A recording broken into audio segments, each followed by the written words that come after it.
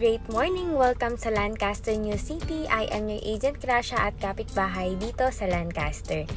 Ngayon, ililibot ko kayo sa The Square One. Kung kailangan nyo ng mag-grocery, meron tayong Robinson's Easy Mart. Meron na din tayo ditong mga ATM machines. Sigurado namang nandito na ang bangko ninyo. Hindi nyo na kailangan lumabas pa ng subdivision natin. Marami din ditong pwedeng kainan.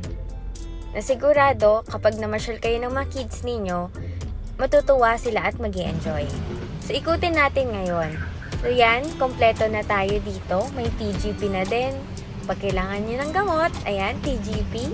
Sa mga mahilig mag-sangyup, kumain, ayan, magkape, nandito na lahat. Sa mga ice cream lover,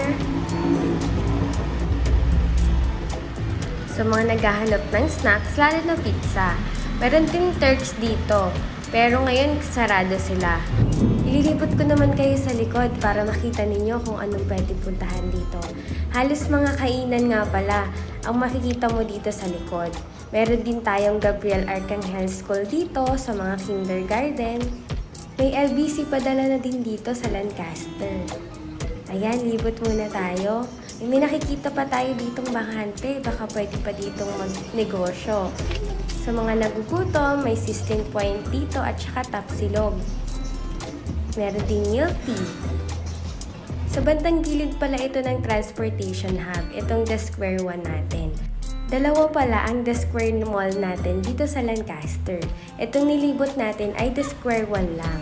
Sa next vlog natin, ililibot ko kayo sa The Square 2. Meron ditong pasalubong, meron tayong mga toys, mga gusto nyong maghanap ng fashion dress. May mga available dito sa bandang likod ng The Square One.